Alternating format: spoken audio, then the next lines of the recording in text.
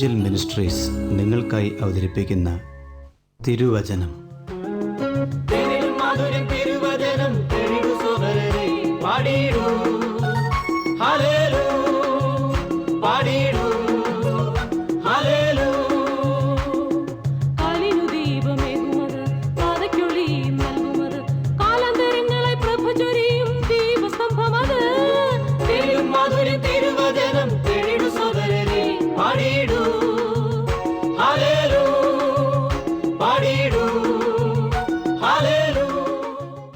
ഇന്ന് നമ്മോട് ദൈവവചനത്തിൽ നിന്ന് സംസാരിക്കുന്നത് Suviseshakan James M Thomas Nedumbassery. പ്രാർത്ഥനയോടെ ശ്രദ്ധിച്ചാലും. ഇവാഞ്ചൽ മിനിസ്ട്രീസ് ക്രമീകരിക്കുന്ന തിരുവചനം എന്ന വചന പഠന പരമ്പരയിലേക്ക് ഹാർദമായി സ്വാഗതം. ശമൂവേലിൻ്റെ 1-ാം പുസ്തകത്തെ അധികരിച്ചുള്ള 41-ാമത്തെ ക്ലാസ്സിലാണ് നാം ഒരുമിച്ച് ആയിരിക്കുന്നത്. നാം ഓർത്തുകൊണ്ടിരിക്കുന്നത് ശമൂവേലിൻ്റെ 1-ാം പുസ്തകത്തിൽ ശമൂവേൽ ബാലനെക്കുറിച്ചുള്ള പ്രത്യേകതകളായി രേഖപ്പെടുത്തിയിട്ടുള്ള വിഷയങ്ങളെക്കുറിച്ചാണ്. നാം ഒടുവിൽ ഓർത്തത് ദൈവം തന്നെ അറിയിച്ചു കൊടുത്തവനായ ശമൂവേൽ ബാലൻ എന്നുള്ളതാണ്. ഇന്ന് നാം ശമൂവേൽ ബാലൻ്റെ 7-ാമത്തെ പ്രത്യേകതയിലേക്ക് ഒന്ന് കടക്കുവാൻ ആഗ്രഹിക്കുന്നു. അതിന് ഞാൻ ഇങ്ങനെ ഒരു തലക്കെട്ടോട് പറയട്ടെ: ദൈവത്തിൻ്റെ ആലയത്തെ സ്നേഹിക്കുന്നവനായിട്ട് നമുക്ക് ശമൂവേൽ ബാലനെ കാണുവാനായിട്ട് സാധിക്കുന്നുണ്ട്. 15-ാം വാക്യത്തിൽ നമ്മൾ ഇങ്ങനെയാണ് വായിക്കുന്നത്: പിന്നെ ശമൂവേൽ രാവിലെ വരെ കിടന്നുറങ്ങി. രാവിലെ യഹോവയുടെ ആലയത്തിൻ്റെ വാതിലുകളെ തുറന്നു. ഇത് സാധാരണ നിലയിൽ വലിയ പ്രത്യേകതയൊന്നുമായിട്ട് തോന്നുകയില്ല. എന്നാൽ ഞാനതിനെ ഇങ്ങനെ പറയാൻ ആഗ്രഹിക്കുക: ശമൂവേൽ ബാലൻ ഏലിയുടെ മുൻപാകെ യഹോവയ്ക്ക് ശുശ്രൂഷ ചെയ്തു പോന്ന അവൻ്റെ ബാല്യകാലത്തിൽ യഹോവയുടെ ആലയത്തിൻ്റെ വാതിലുകളെ തുറക്കുക എന്ന് പറഞ്ഞാൽ അതിൻ്റെ ശ്രദ്ധിക്കേണ്ടുന്ന അവനു വേണ്ടി കൊടുത്തിട്ടുള്ള ഉത്തരവാദിത്തങ്ങളെ നിർവഹിക്കുന്നതായിട്ട് നമുക്ക് വളരെ വ്യക്തമായി കാണുവാൻ കഴിയുന്നുണ്ട്. ദൈവത്തിൻ്റെ സഭയെക്കുറിച്ച് നാം പഠിക്കുമ്പോൾ അതിന് ആത്മീയ ഭൗതികമായിട്ടുള്ള നിരവധി ഉത്തരവാദിത്തങ്ങളുണ്ട് എന്നുള്ളത് കാണുവാൻ കഴിയുന്നു. ആത്മീയ ഉത്തരവാദിത്തങ്ങൾ നിർവഹിക്കുന്നത് പോലെ വളരെ പ്രാർത്ഥനയോടെ വേണം ദൈവസഭയിലെ ഭൗതികമായി ഏൽപ്പിക്കപ്പെടുന്ന ശുശ്രൂഷകളും നിവർത്തിക്കുവാൻ. കാരണമെന്ന് പറയുന്നത് ദൈവത്തിൻ്റെ സഭ ദൈവത്തിൻ്റേതാണ് എന്നുള്ളതാണ്. പ്രിയപ്പെട്ടവരെ, ദൈവജനത്തെ ശുശ്രൂഷിക്കുന്നതിലൂടെ ദൈവത്തിൻ്റെ സഭയെ നാം ശുശ്രൂഷിക്കുന്നു. ദൈവത്തിൻ്റെ സഭയെ ശുശ്രൂഷിക്കുന്നതിലൂടെ സ്വർഗത്തിലെ സഭയുടെ കാന്തനെ നാം ശുശ്രൂഷിക്കുന്നു. എത്ര പേർക്ക് ഈ ബോധ്യമുണ്ട്? അങ്ങായിരിക്കുന്ന പ്രാദേശിക സഭകളിൽ സ്വർഗത്തിലെ ദൈവം അങ്ങേ ഒരു അനുഗ്രഹമായി കാണപ്പെടുവാൻ ആഗ്രഹിക്കുന്നുണ്ട്.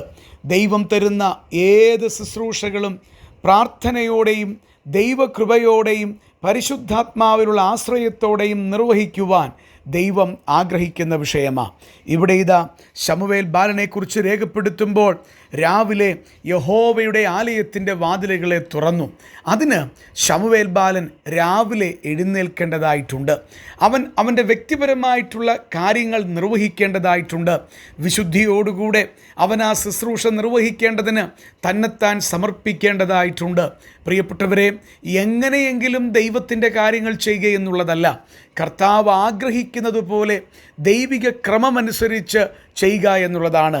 അനേകരുടെ ജീവിതങ്ങളിൽ ശ്രദ്ധിക്കുമ്പോൾ കർത്താവിൻ്റെ വേല കിട്ടുന്നിടത്തൂടെ തരം പോലെ ചെയ്യുന്ന അനേകരുണ്ട്. അത് വിശ്വാസികളും ശുശ്രൂഷകന്മാരുമായവർ ഏറെ ശ്രദ്ധിക്കേണ്ടുന്ന മേഖലയാണ്.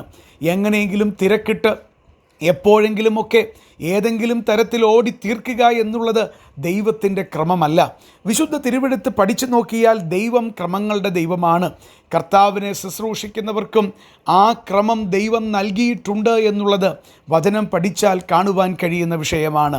വളരെ ഒരുക്കത്തോടും വളരെ പ്രാർത്ഥനയോടും ദൈവകൃപയിലുള്ള ആശ്രയത്തോടും വേണം ദൈവം ഏൽപ്പിക്കുന്ന ശുശ്രൂഷകൾ നിർവഹിപ്പാൻ. അതിനായിട്ട് രാവിലെ ദൈവസന്നിധിയിൽ ഒരുക്കി കാത്തിരിക്കുന്ന അനുഭവം ജീവിതത്തിൽ ഉണ്ടാകണം. പ്രിയപ്പെട്ടവരെ, സ്വർഗത്തിലെ നാഥൻ്റെ ശബ്ദം കേട്ട് എന്ത് നാം ചെയ്യുന്നുവോ ആ കാര്യത്തിൽ കർത്താവിൻ്റെ പ്രസാദം എന്തെന്നറിഞ്ഞ് നിവർത്തിക്കുമ്പോഴാണ് അത് ദൈവനാമത്തിൻ്റെ മഹത്വത്തിനായി തീരുന്നത്. ഇവിടെ ഇതാ ശമൂവേൽ ബാലനെ സംബന്ധിച്ച് അവൻ രാവിലെ യഹോവയുടെ ആലയത്തിൻ്റെ വാതിലുകളെ തുറന്നു എന്ന് പറയുമ്പോൾ രാവിലെയുള്ള ഒരു ഒരുക്കം നമുക്കവിടെ കാണുവാൻ കഴിയുന്നുണ്ട്. ഈ ശമൂവേൽ ബാലൻ തുറന്നിട്ട വാതിലുകൾ ദൈവജനത്തിൻ്റെ പ്രവേശനത്തിനു വേണ്ടിയുള്ളതാണ്. അങ്ങനെയാണെങ്കിൽ എത്രമാത്രം ഗൗരവമുള്ള, എത്രമാത്രം ദൈവസന്നിധിയിൽ വിലയുള്ള, എന്നാൽ മനുഷ്യർ കാര്യമായി കണക്കാക്കാത്ത ഒരു വിഷയമാണ് ഇവിടെ ദൈവാത്മാവ് രേഖപ്പെടുത്തിയിട്ടുള്ളത്. പ്രിയപ്പെട്ട സഹോദര, പ്രിയപ്പെട്ട സഹോദരി, മനുഷ്യർ നാം ചെയ്യുന്ന ശുശ്രൂഷകളെ എങ്ങനെ കാണുന്നു എന്നുള്ളത് രണ്ടാമത്തെ വിഷയമാണ്.